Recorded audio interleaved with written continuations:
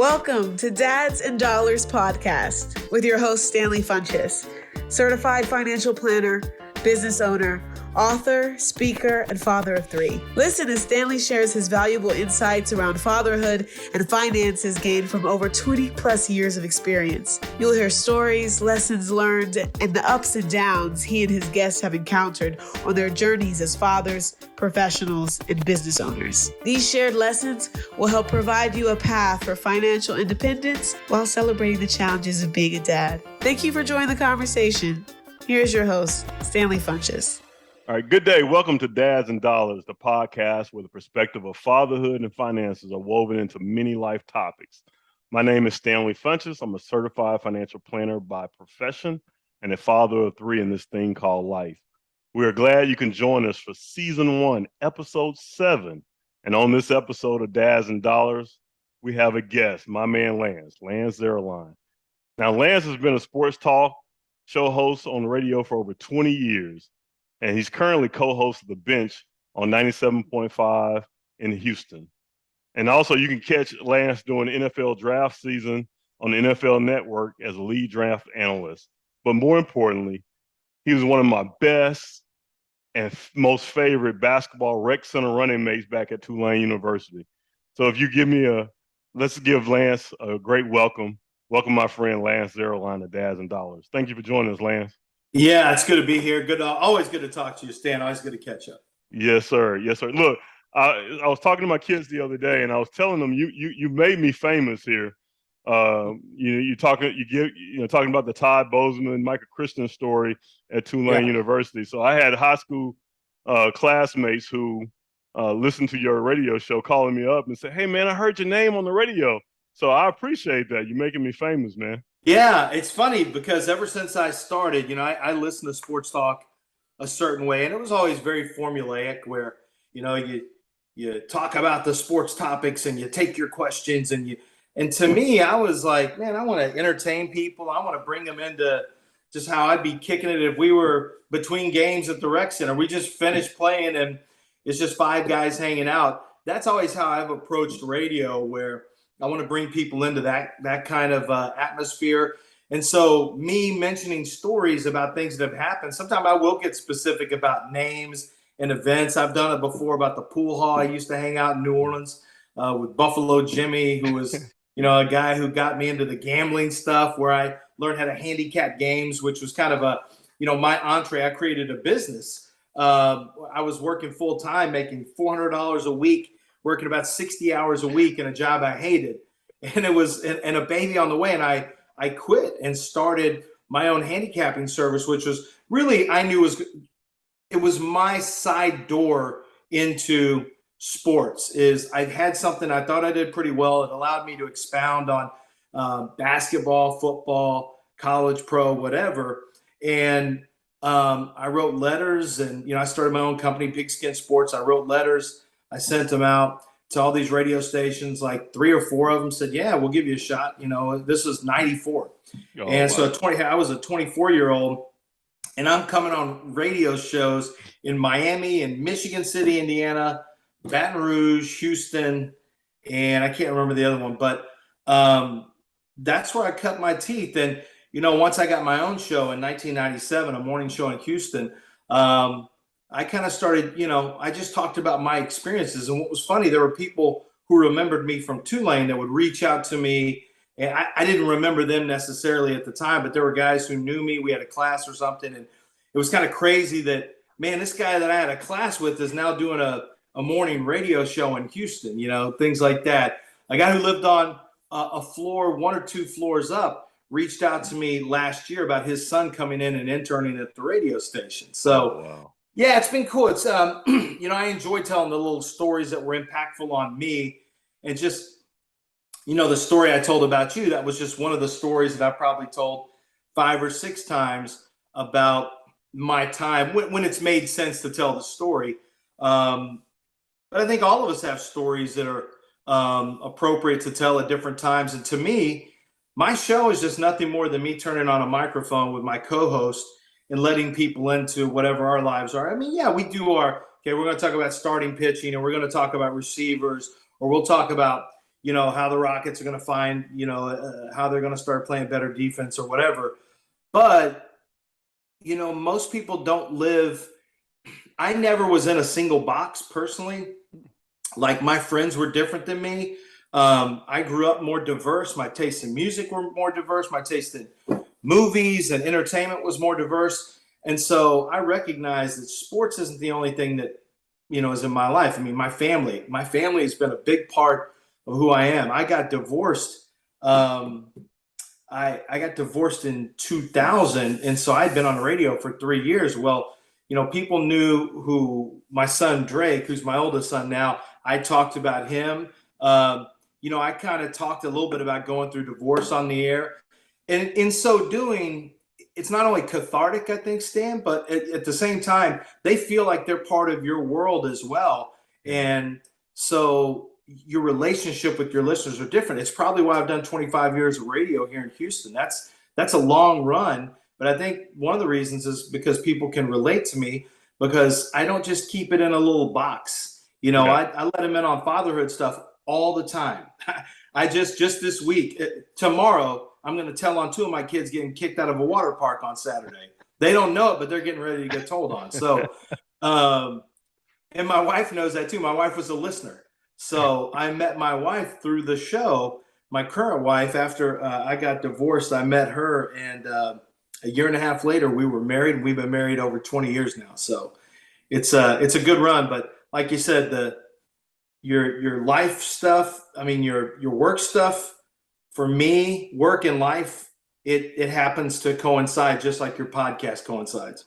Yeah. So, and when I was thinking about the concept of this podcast, I mean, you were definitely on my mind, because a couple of things. One is, you are absolutely, even when we were 18, 19 years old, one of the best storytellers that I've ever been around. I mean, you can remember things and you can paint a picture. And so that's one of the reasons I was like, hey, Lance, on this show, on this podcast, you on the radio, obviously it's your talent. I thought that would be great. We can talk about fatherhood and tell great stories. But also, look, one of the things that playing basketball, look, we played in the rec center. We were not NCAA division athletes. I mean, we were rec center guys, but we really played with the intensity like we were. Right. Oh, yeah. I mean, yeah, and we had enough fun. To us. Every day mattered to us when we went to the gym. Oh, yeah. Look, and nothing else really mattered, really, at 18, 19 years old. We went to the Raleigh Rec Center, playing. Right. And you were actually we all loved playing with you, because you were Pete Maravich Jr. I mean, you were the assist man. You set the table for everybody. Right. I mean, in today's kids' terms, everybody ate when they played with Lance, right? And so, with you being a storyteller and an assist man, how has that both been able to help you in your career, like with your co-host? As you're doing radio, you mentioned the storytelling, but what about your mentality as the setup guy, the assist man? Yeah, that's interesting that you say that, because I think some of it, I love doing it. I love setting guys up and making a good pass as much as scoring. I mean, I maybe loved it more to the point that I would overpass sometime, but I think that was part of my personality, maybe some insecurity. I can look back on it now. I'm like, I want to give it up to someone else. I didn't have a selfish mentality, but at the same time, you do have to have some of that alpha in you in anything in life. I mean, to reach an apex. So I think balancing, the assist part, like you talk about, setting other people up, that can be very valuable in terms of interviewing, in terms of, for me, I had an opportunity in 2007, from 2007 to 2011, I worked at a radio station with a bunch of guys who we were all pretty close. And I had the ability really to kind of set the tone. And what we were doing was slinging slingshots, throwing rocks. We were David and Goliath against the big station where the two of me and my co-host had left. And we were part of a small, independently owned radio station. And so it was us against the world. So we had our team with us. And for me, it was easy to click up. I'd go on other shows because I wanted them to get a bump. If I could do something funny on their show, I would bring them in. And so once you had that family mentality, what's crazy is that we were inclusive of all the listeners, that they were part of what we were doing on a much grander scale, because we were trying to slay the giant. The radio station that really we kind of started back in 97 is when we started our morning show. So after 10 years, we went to this other station, and being able to work with a group of guys, it became a team where we were all pulling for a common goal, and our listeners were in with us. So we ended up selling 10,000 radio station T-shirts in just 2 months at a local academy, sports and outdoors. Our events where we would have listener events were packed. Our time spent listening, our TSL, which is a radio term, was like off the charts, record breaking, where people, they wouldn't just stay for our morning show. They were staying for the afternoon, for the drive time show, because they knew that every show was a blend of that we all loved each other as a family. So when you were listening, you wanted to stay with the family the whole time. And so I think that from a setup standpoint, to your point, Stan, is when you are in it with a group of people, I feel bad for this generation of basketball players, of athletes sometimes, because I do think it's me. I do think NIL is going to cause more of that, unfortunately. But I've told my kids this: there's nothing more beautiful than having a group that you're going, going to war is hyperbole, but you're doing battle with that group, and you all have a common goal. And it could be in business, it could be what I'm doing in radio, it could be a rec league team. I mean, it could be a family. And when you have that, it's a beautiful thing. And it's something that I'm sad when people don't get a chance to experience it, because it's bigger than you. And when you know it's bigger than you, it's more fulfilling. I mean, I totally agree. So, because just kind of take your point and bring it back to when we were at Tulane. I mean, our little group that we had that played basketball together all the time, we were like a family. And even though it was only a couple of years of our life, I mean, here we are 30 years later, and we still like, hey, we consider that as one of the most intimate, most important times in our lives. For sure. And it was because, I mean, we all felt very, family-like. One of the things I was talking to my kids the other day, and I was like, when I played basketball in high school, I was captain of the basketball team, but I wasn't the lead scorer. I wasn't the main focus. I was, the defensive guy. I played with a bunch of kids that I had been with like all of my life. So they knew me at 5, 6, 7, 8, 9, 10 years old. And we knew who would score. We knew who wouldn't score. And we were all pigeonholed. But when we got to Tulane, everybody had, it was kind of like a clean slate. It was a clean slate, and everybody supported each other. And we all filled the roles that we were, I guess, more comfortable in. So like when you say alpha, I consider you an alpha in this. You were very confident and cocky to the extent that, hey, the way you handle the ball, the way you pass the ball, and that nobody could do it better than you. I mean, I always felt that was alpha male of you.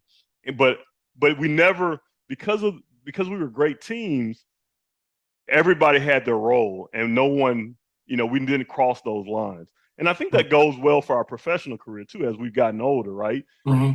So that confidence you gain when you're in those formative years, that 18, 19, 20 years old, you take that and you bring it to your professional life as well. So have you seen that manifest in your professional life, that confidence as well? Yeah, without question. And it's funny because, in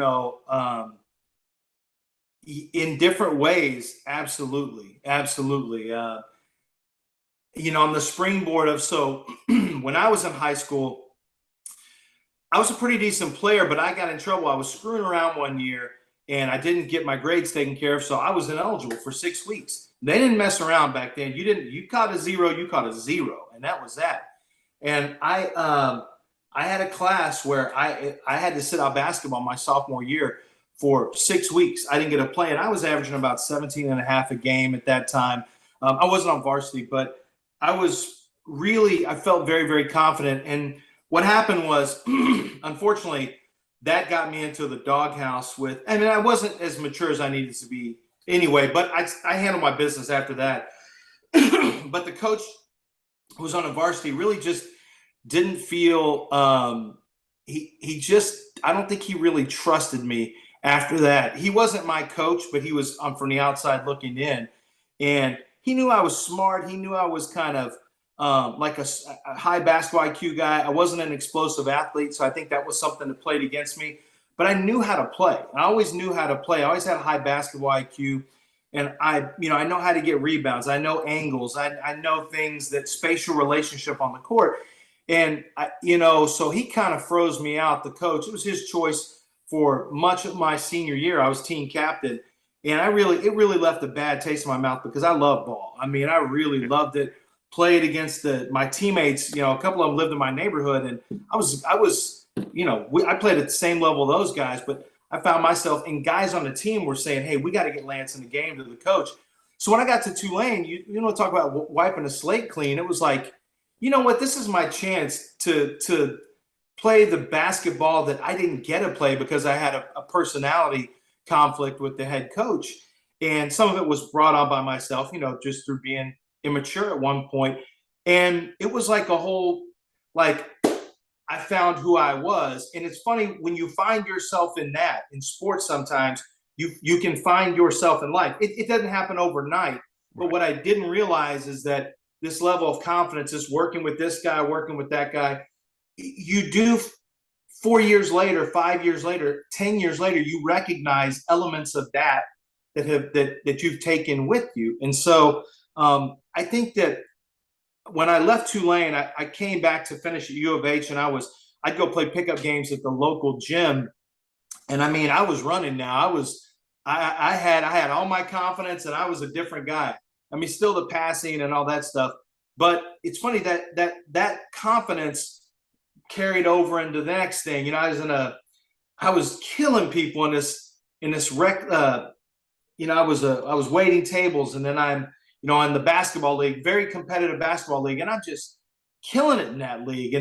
And so there's a confidence that got built up through sports and really through my time in my college years, where I carried over. And then that level of confidence, you can't help but have some of that in you, because I quit a job. I had a son on the way.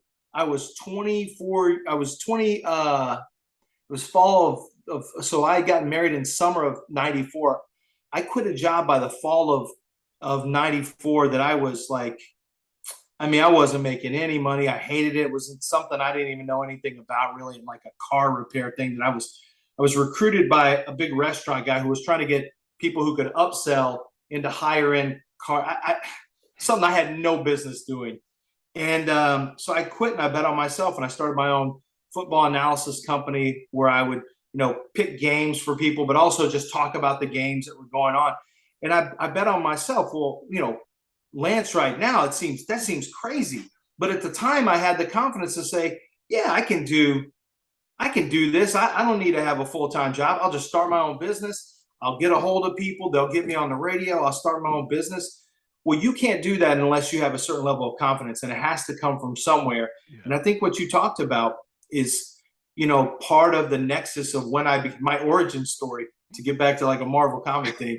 That's my origin story with the basketball courts at Tulane, where all of a sudden it moved forward and it carried me forward in different ways. And here I am thinking, oh yeah, this is something I can do. And I did it. Only now do I, look back and realize, man, I was a long shot. I came in at the perfect time, but I had swagger. I was having fun. There was nothing like hard about it to me, other than getting used to being on the radio. To me, I was so happy. I was living my dream, and every day was fun to go in, and my energy was high. Like you said, my brain was still empty, and I could absorb everything like a sponge. And that, I think a lot of that came from the confidence I developed over time, starting at age 18 or 19. I don't think it's from high school. I think it was when I became a young adult that it really, kind of came forward for me. So, and then moving forward, I try to pay it back to younger people. I brought 5 or 6 people into the radio business that I thought had talent, because I didn't come in through a traditional manner. I think talent is talent. Yeah. And I think it could be sales. I think it could be what you do with financial planning, but you need to obviously learn the technical aspects, and you certainly have to study for that. But I do think in certain jobs or in certain occupations or in certain ways, some people have a talent. It could be for speaking, it could be for communicating, it could be for listening. And I don't think that you have to follow a certain playbook to be successful. You just need opportunity, and you need someone to guide you. You need mentors to an extent. And I'll tell you one right now, Jim. I wouldn't call him a mentor, but Jim Nance. I'm a young guy. I was just answering calls for when I was waiting tables. It was 92 or 93. And so the guy who was the host, he had Jim Nance's phone number, who had started at University of Houston. Yeah. And I had his number. He said, give him a call. I want to line him up for the show. So I kept it for myself. And that's back in the day when phone calls were long distance calls. You had to pay. So I called and left him a message. Hey, Lance Zierlein, I work for Barry Warner, and my dad was a U of H coaching football when you were there doing PA announcing for Phi Slam with JAMA. And I'd love to talk to you. I want to get into the business. He called me back, and I talked to him for about 30 minutes. And I never forgot that. He wasn't too big to take the time. Kenny Mayne from ESPN, I reached out to him when I was like in 95, and I got his number from got my hands on like a blue book, what it's called, which basically has everyone's phone numbers. And so I called him. He called back, and I had a chance to talk to Kenny Mayne, which was really cool. So I never forgot that. And so when I get a chance to be a mentor for younger guys, I do it. And if I have a chance to help somebody with talent by connecting a dot with someone else, I do that too. Man, I mean, I think that's awesome, man. So when you mentioned earlier about, starting your business at a young age, mm-hmm. We all can look back and say, hey, look, we're in our 50s. So we can look back and say, hey, we started these business in our late 20s, 30s. What would you say for people out there who are starting a business, want to start a business from a financial standpoint? Mm-hmm. What are some of the things you would say, gosh, I wish I would have done this differently, or I'm glad I did this? So what's the positives and the negatives? Yeah, I think first and foremost, you really do, and this is not even a commercial for you, but I think planning for your future, when you really come to find out about it, because you think that, especially if you're in your 20s, you think, well, I'm going to live for a long time. I got a lot of time to do this. I can do this in 5 years. I can start saving, or I can start worrying about this and that. And then what you find out is, man, if you can get a head start in your 20s in terms of saving for yourself, I think it takes a lot of pressure off you once you hit your 40s and 50s, once you get kids, because your perspective early on, you don't need a bunch of money to survive when you're young. If you don't have kids or a wife or whatever, even if you do have a kid and a wife, it's less expensive until you start adding more kids. And then, plus the more money you get, the more you spend, and your habits get, oh, I'm used to getting this. I'm used to spending money on this. And it's harder to reel it back in. So I do think from a business standpoint, reaching out and talking to experts in the field, you think you know what you're doing. You think you have all the answers, but talking to somebody else who's doing what you're doing, or who's adjacent maybe to what you're doing, and finding out, asking them from a business standpoint, it gets back to the mentor thing that we were just talking about. They may be an unwitting mentor for you, but at the same time may give you some great advice. Talk to people who have gone through it, because what you'll find is that, I did a poor job of understanding. I shouldn't say a poor job, but my dad and mom went through some really tough financial times at one point. And then he really schooled himself on financial stuff back in the late 80s and into the early 90s. And he was telling me, Lance, you need to put $50 away a month in a money market account, or I don't know if there was IRAs at the time, but I'm sure there were. But money market account, you can do this. If you put your money here, and he would tell me this, and it was like in and out. Right. And I'm like, yeah, $50. What's that going to, that's not going to do anything for you. But I do think that balancing balancing your work finances, with your life, with your monthly expenditures, and then your savings, it really pays dividends the earlier you do it, because the pressure is not on you later in life. Because I can promise you, once you have 5 kids like me and you're worried about all these colleges, and I'm like, man, I work 2 jobs. Like, I work 2 jobs. I work for the NFL with doing NFL draft stuff for NFL.com and a radio show. I make good money with 2 jobs. And it's like, I don't feel like I'm making good money, because, you end up, life comes at you fast financially. And so you really do need to have a good plan in place, because like I said, if that's your discipline early on, it's easy to stay disciplined and make small changes. If you're living this life and you have to bring it all the way back in, like many people had to do after COVID, man, that's tough. That's tough. Oh, for sure, for sure. Yeah, COVID was definitely an eye opener. It pulled the rug back on a lot of stuff. So how did you, let me interview the interviewer. How did you, from a financial planning, like, it seemed like a no win, like you couldn't win. So how did you handle COVID when you knew the market? And then lately it's been tough too, but at least it's a little up and down. COVID was like, you had no chance of winning in COVID, and you knew it was going to do this for quite a while. How did you survive like that? Yeah, I mean, great question. I mean, it was mostly just like you said, planning. One of the things that we tell clients to focus on is not focus on the short term, right? The short term, we're going to get stuff that we just don't anticipate. Life is going to happen. The economy is going to happen. The markets are going to happen. And we don't have control over the short term. But what we can do is prepare for the long game. And so if we've done all the basic things, if we built a good foundation, so it's just like when a storm comes, right? The stronger the foundation, the better everything will withstand a tough storm. And COVID, one of the things that people have to kind of think about is that the last 30 years, I mean, we've been through the dot-com bubble, 9/11, the financial crisis, now COVID. I mean, we've been through a lot of big weather storms. Mm-hmm. And so from the perspective of a financial planner, is just really, let's think about long term, let's build foundational, let's make sure you have the proper cash reserves, know what your standard of living is, make sure you're not overspending, make sure you're putting the money in the right spots, making sure you're on track for whatever type of retirement you want to have, and make sure we monitor that every day. So those are the things that, if we keep our, it's sort of like, I listen to a lot of these football coaches and they talk about the process, right? It's the process, it's the process, it's the process. You can't really worry about the end result. The end result is going to happen, but you got to make sure you take care of the process. And that's kind of the way it is financial planning as well. Mm-hmm. I think that's true too. I think that's one of the things that you and I both will recognize, is that sports really, there's so much you can take from, if you get into team sports at an early age and you play long enough, you really recognize a lot of the things that, the process is not just, when you talk about process, if it's done properly, it's not just a talking point and it's not just cliched.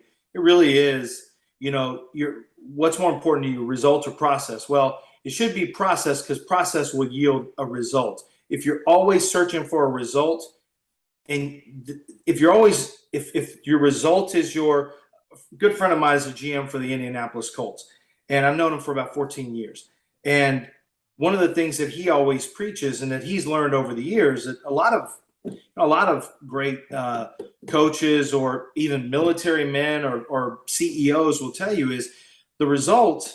If you hyper focus on a result, you probably won't get there, because it means you're not going to have your eyes on the road ahead and following the process that it takes to get there. And that's something that I have had issues with in terms of starting a football business, a side businesses. I'm a big picture person. I'm an idea person. I get excited, but I remember a documentary I was watching about this chef said, you have to actually become obsessed with your food. Everything else, if you should become obsessed with your dish or your 1 or 2 dishes, making them perfect. Because if you do, the other stuff will take care of itself, right? People will come into your business. They'll come back again. The critics will say great things about it. But you got to be obsessive about the process of creating what it is that you do. And I thought that was really, an important thing, because if you get hyper focused on your whatever your business is or your venture, whatever you're doing, if you really focus on that and you drill down to the smallest details and then you move forward, then you're in a process. You're in the midst of your process. And as long as you set goals, I think you'll get there. And I'm sure that the same thing is with financial too. If you worry about saving a certain amount of money, it's too overwhelming, because you just think, well, I can't get to that number, so why even worry about it? Well, that's why you have a process. There's ways to get to that. Yeah. When we run an analysis with somebody who's 35 years old and say, hey, when you get to 65, 70, you need to have $5 million, $7 million to live. Like, I mean, that seems sometimes where they're starting right now, maybe coming out of school with debt or whatever, starting their professional careers, attorney or whatever. They're like, hey, that seems like such a large number. But when you can break it down and say, okay, hey, here's the action items we need to focus on today. Yeah, we looked at the big picture, right? We focused on the big picture, but that's not where we're going to keep our eyes every day. We're keeping our eyes every day is that you're putting your money here, you're using your 401k, you're using your Roth, you're saving, you're paying down debt. We're focusing there, and we're doing that year in and year out, and we'll come back and check in on that big picture all the time. And I think that's what you're saying. Was good for you in your career, but it's also good for people when they're thinking about dads and dollars, and they're thinking about, okay, hey, how do I prepare for my family? How do I prepare for education? How do I prepare for retirement? How do I prepare for those life events like COVID that, from a financial standpoint, we didn't know what was going to happen. I mean, the whole world shut down. The entire world shut down. I mean, like what were we to do when the world shut down? And so being prepared for that and having money set to the side that that, okay, at least I have enough money to take me the next 6 months. I'll tell you something that's crazy is I remember my dad put a bug in my ear. And like I said, when you're younger, it doesn't take as well. You know that from having kids. I know that from having kids. When you get older, and you recognize the wisdom, of your family, especially in certain things that they have knowledge of. I remember him telling me about, I don't know, Stan, what is it called where you save for college? What's the college? 529 plan. 529. So he told me about that, and he said, you really need to start your kids. So I actually started my kids very early, very young. And so all of my kids have one. And it's amazing because my son, Alec, he ended up, like, I looked at principal, and then I looked at, the principal I put in, and looked at what has come back in terms of the returns. And now he's 18 now. So I started, I probably started, maybe right after a little before the bubble in 18, probably about 07 is when I started with him, or for him. But that ended up making about 60%. Yeah. So I was like, this is crazy. I mean, his principal is about 60%, and his earnings are about 40% of the money that we save for his college, which is insane to me. I couldn't believe I got that kind of return on the investment, and it's been good returns for all the kids during that time frame. Yeah. I mean, but that's, again, you were systematic. You probably had money, put it back, and not even thinking about it, and it was just the gone. Paycheck amount went to everyone, and every paycheck, and I didn't even.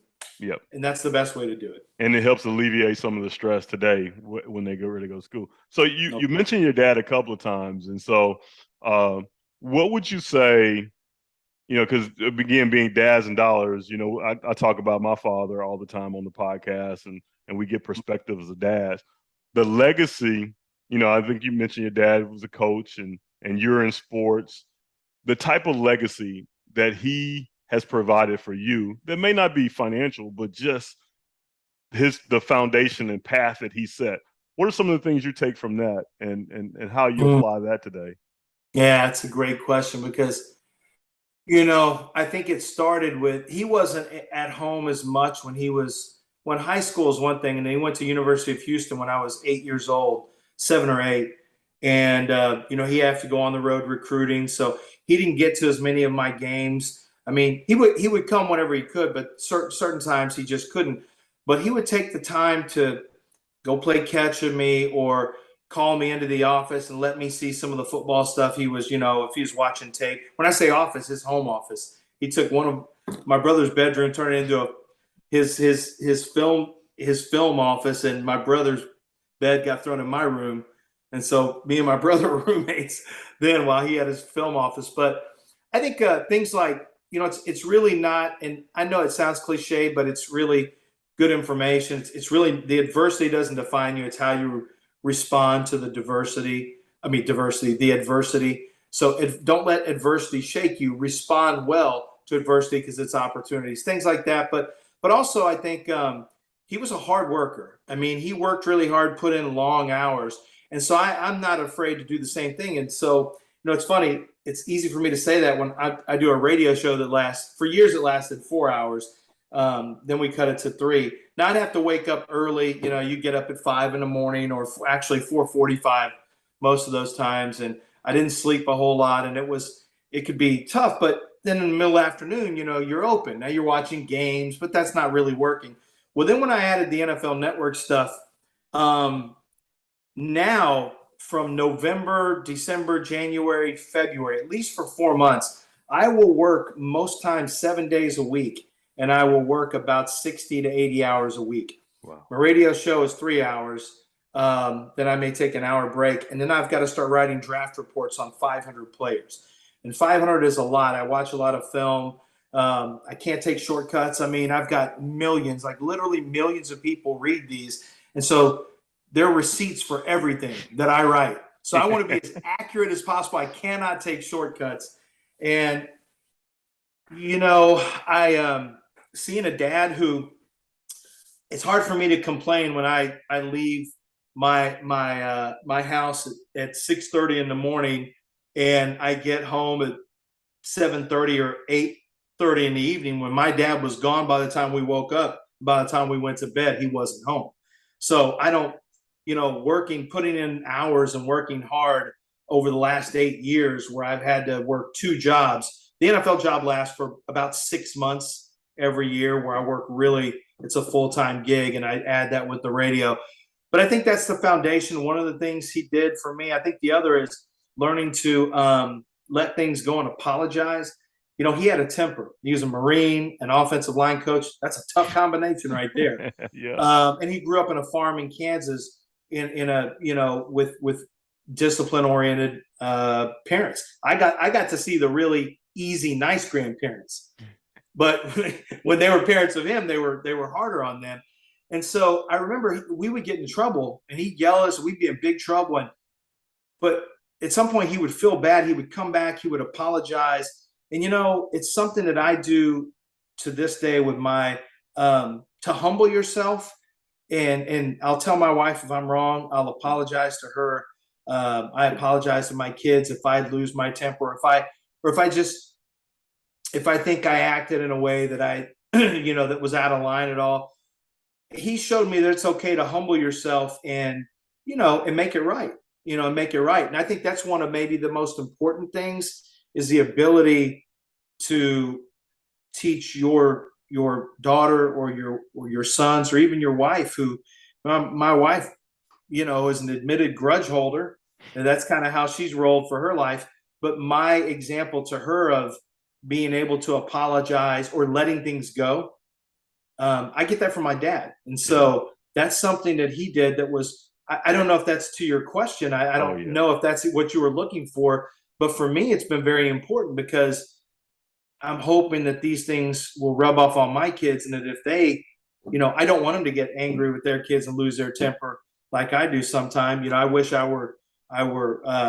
wish I could stay calmer sometimes, but with 5 kids, sometimes it's tough.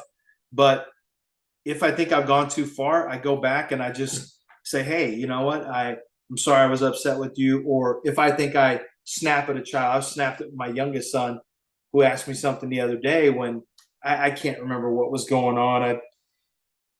I was really upset about something. Maybe I hurt my ankle again or whatever the case may have been, but I realized that's out of line. Like, I didn't need to do that. So I told him almost immediately, you know what? That's not on you. That's on me.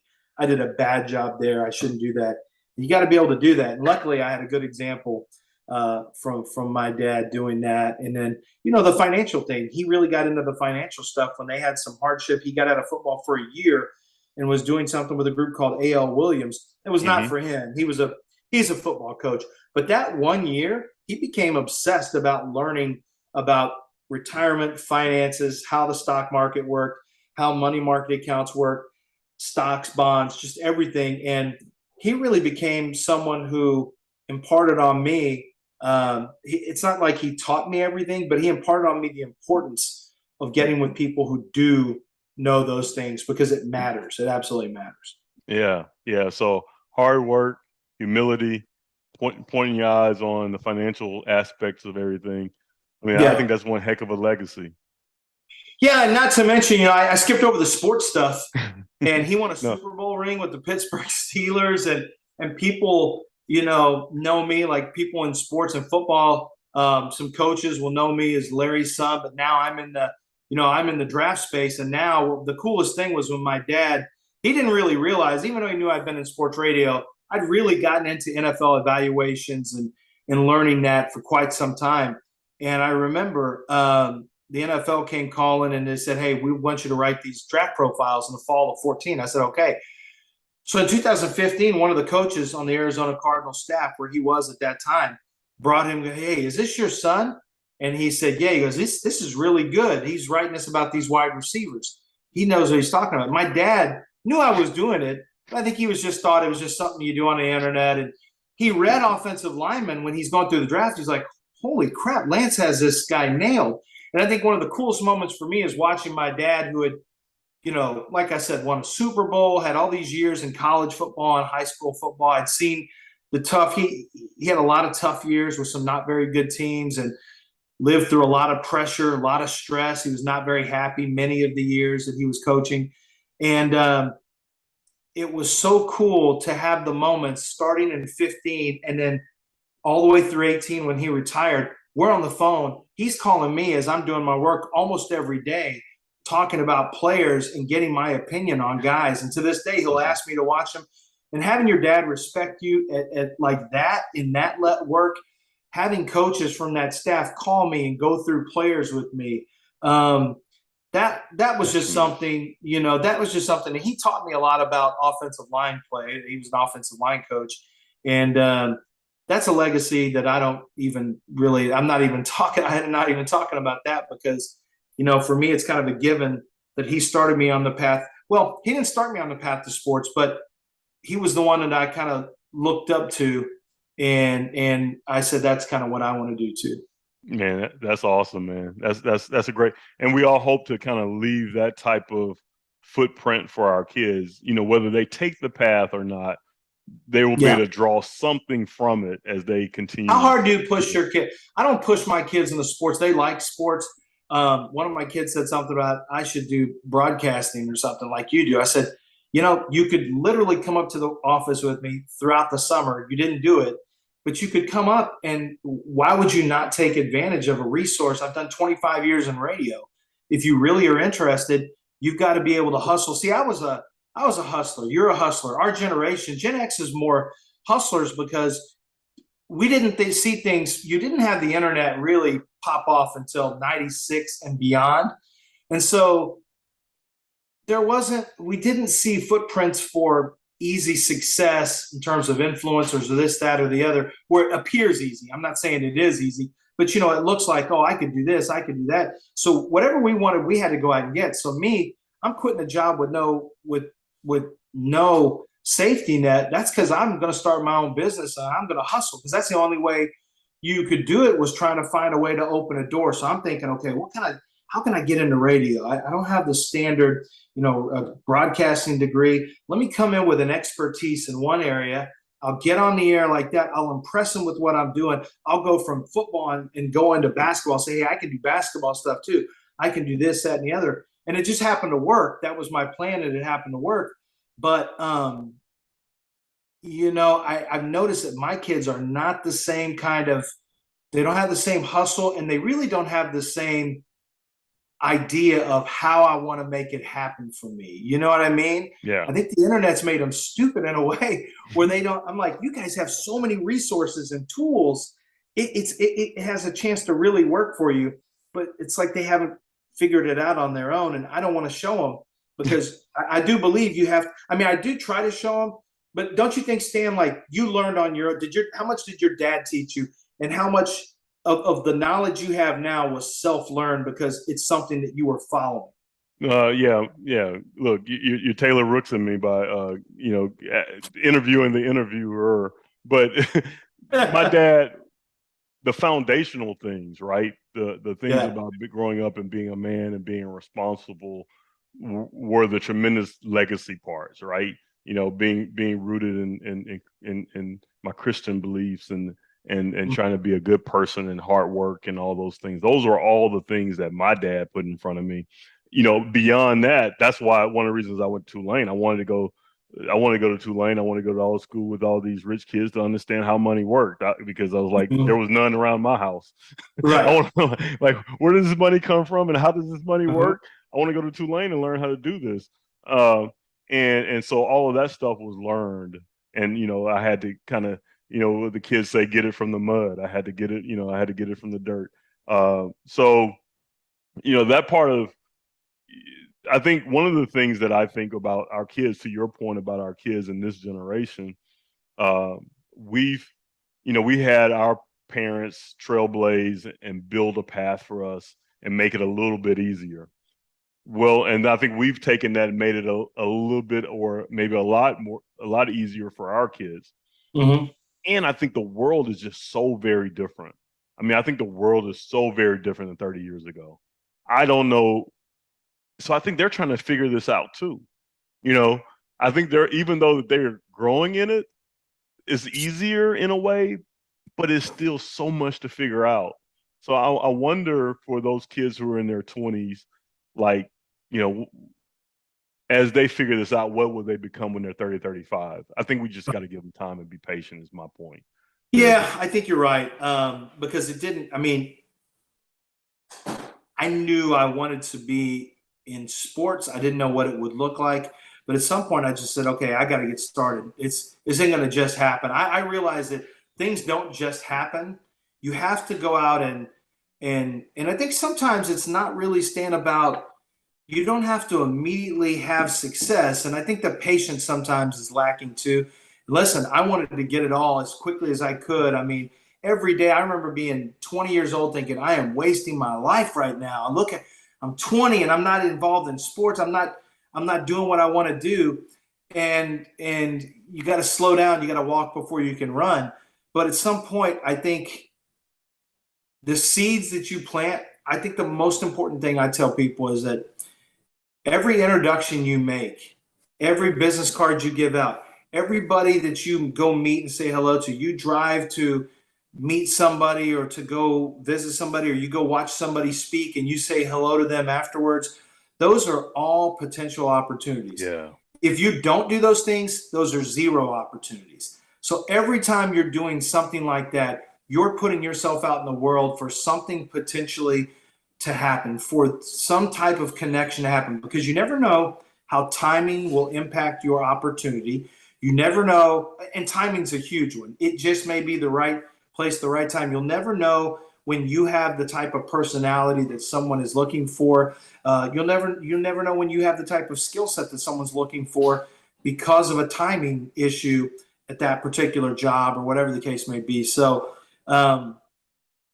my opportunities in my life have come because I went and sought people out, planted seeds, introduced myself, gave myself a chance to be in the mix if something came up, and that's for radio and that's for my NFL draft stuff. And I think that's something that is really important, is that people, young people, you got to get out from your house, you got to get off the phone, and you got to go out and meet people, say hello, and create potential opportunities. It doesn't have to be a win right there, but put yourself in a game.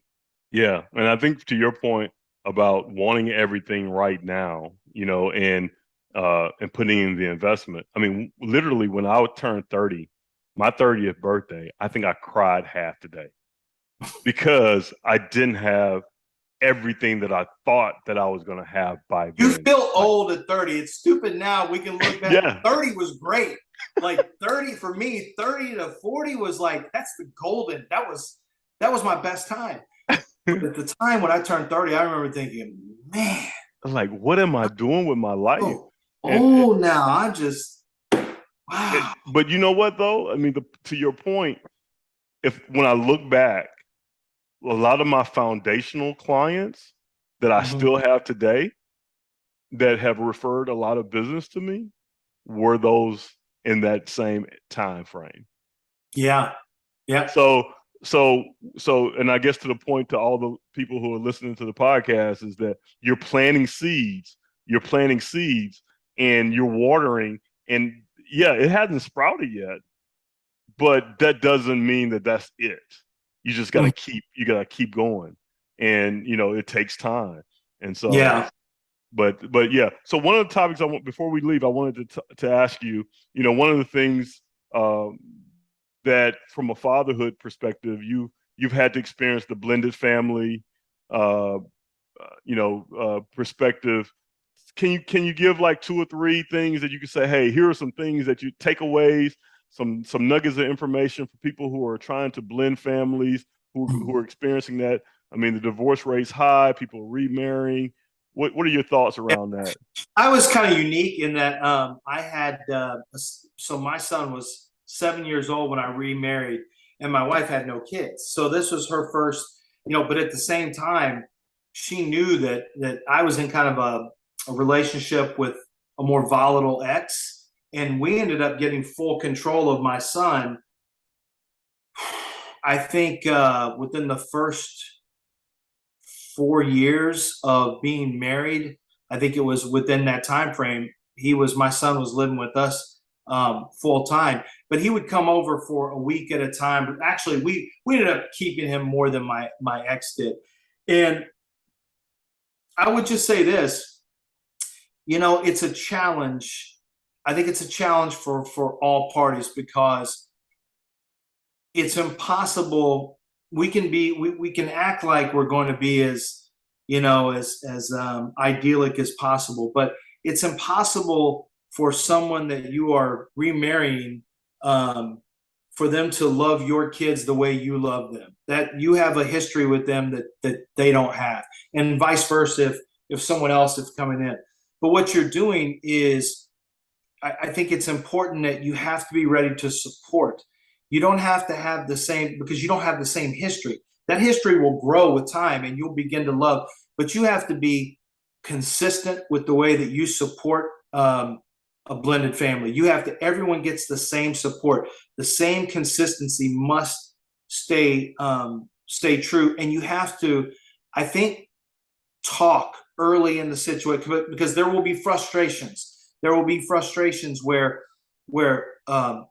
in a blended family where it's you butt heads between the child and the parent who are not biological. And I think it's very important that the one, the biological parent of the children, for example, you've got to be the one to sit down and say, okay, we're going to talk this through.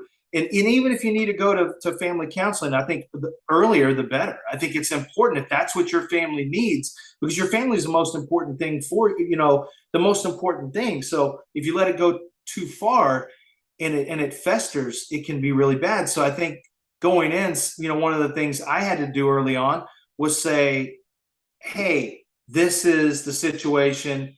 Let's talk about this and let's be open and let's have a line of communication. And I think that's very important. You have to have a line of communication so that things don't fester. And what will happen a lot of times is the relationship, they draw closer together.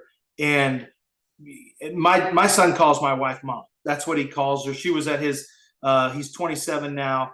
And she says her son, we've from the time we were married, it was never stepson. It was always, to this day, she says, I have 5 kids. Drake is my son. It's been no different. I've been married 20 years. He's 27 years old. She was at his wedding shower. I'm sorry, baby shower yesterday. And it's not always perfect between myself and my kids. between my wife and any of our kids. But I think it is really important, though, with blended families, because you don't know if it's the kid's not going to know if everything's unconditional, and it may not be unconditional. And you got to get to a place where it is unconditional. And the best way to do that is either through therapy if you need it, or really, I think communication is where it starts, so that everyone knows that it comes from a place of love. And if you can do that, it really, you'll have bumpy rides. We're down. I mean, it's going to be bumpy at times. Blended families the same way, but they just require more diligence. I think you've got to be diligent and not just let it sit off to the side. Consistency and parent, we've got to do it. Consistency and communication. Mm-hmm. Consistency and communication. All right, so again, Stan, it's just like in sports, like a coach, right? And a coach, you got to be consistent so your team recognizes you got to treat this guy the same way as this guy. That consistency, the team respects you. And communication is essential as well. That's why I always think in sports, the answers are in sports. It's always bring it back full circle. The model has already been done in sports somewhere. Look, man, last thing, your sons went viral a couple of years ago playing basketball, right? Yeah. So are they okay? I mean, do they, is this an annual thing where they go out and play basketball against each other? They still play in the driveway all the time, but one of them really shot up. He's like 6'1" now, close to 6'1". So the bigger one shot up, and he got, the athleticism kind of kicked in, and he trimmed down, and the other one's still smaller. So it doesn't, it's not fair. Badly for him in that video, it ends worse for him right now in the matchup. But he's still willing to scrap. Hey, man. Well, look, thank you so much, Lance Zierlein, for joining us on Dads and Dollars. We appreciate the conversation. We appreciate you, my friend. We definitely have to stay in touch more. Let's do it. And so, again, thank you guys for joining us for Dads and Dollars. And if you got any bit of information out of here that was helpful for you today, please rate us, review us, give us 5 stars. And we'll see you guys next time. All right. Appreciate it, Stan.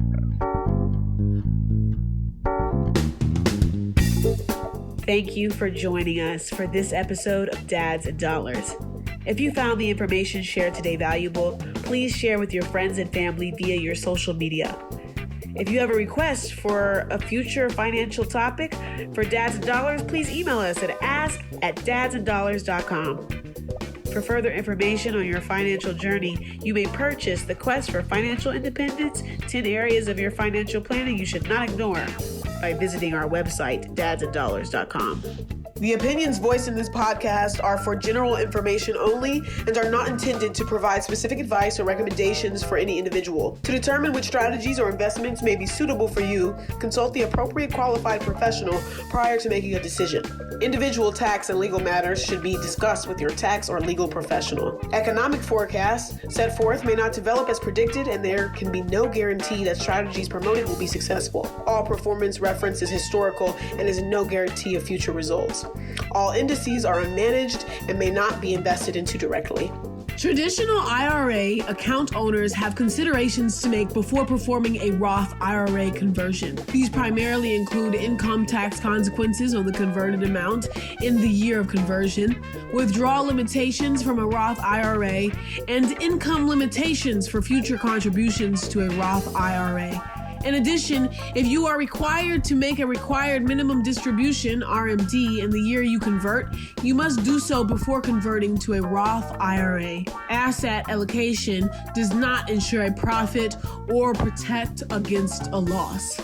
There is no assurance that the techniques and strategies discussed are suitable for all investors or will yield positive outcomes. The purchase of certain securities may be required to affect some of these strategies. Investing involves risk, including possible loss of principal. Guests and their companies are not affiliated with or endorsed by LPL Financial or Intellis Advisory Group. Securities offered through LPL Financial, member FINRA, SIPC. Advisory services offered through Intellis Advisory Group, a registered investment advisor.